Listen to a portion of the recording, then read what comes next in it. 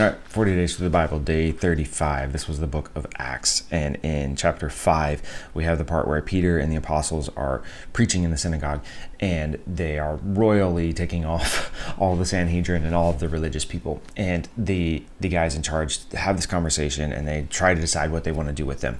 And it says that they called the apostles in and had them flogged. Then they ordered them not to speak in the name of Jesus and let them go. The apostles left the Sanhedrin, rejoicing because they had been counted worthy of suffering disgrace for the name. Day after day in the temple courts and from house to house, they never stopped preaching, teaching, and proclaiming the good news that Jesus is the Messiah. And this stuck out to me this morning because a lot of us kind of take one of two false views of suffering. We either look at suffering with this view of like, oh, it's always terrible and awful, and it's just always an awful thing, and there's no good coming from it ever, so just avoid suffering in all ways you possibly can. Or we take this like ultra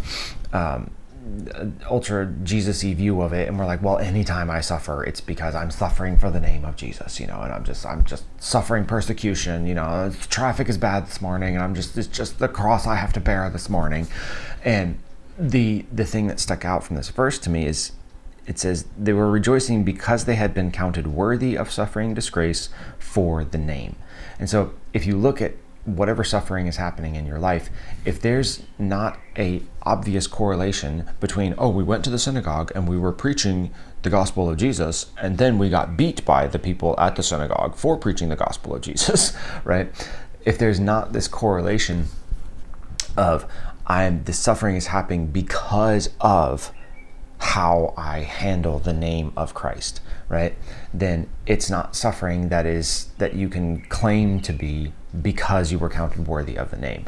But that kind of suffering is the suffering that we are to rejoice in, and that we are to not seek out, but to embrace through the grace of God, because that kind of suffering is a suffering that produces endurance, and endurance produces faithfulness, like it talks about in James, and that is the refining fire. And it even says later on in Acts that we have to enter the kingdom of heaven through many trials, right? And that's the kind of suffering that is supposed to happen. So just remember, when you're looking at the suffering, remember that it's not all suffering is pointless and stupid. Some of it is, right?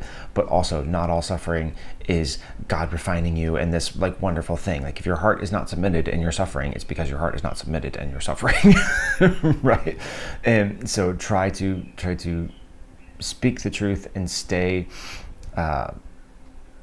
aware enough of where your heart is in the position to recognize when you are suffering because you have been counted worthy of suffering for the name, because that is the kind of stuff that builds the character and that builds you into the identity that God has for you in that. So yeah, that's all I got for this one. See you in the next one.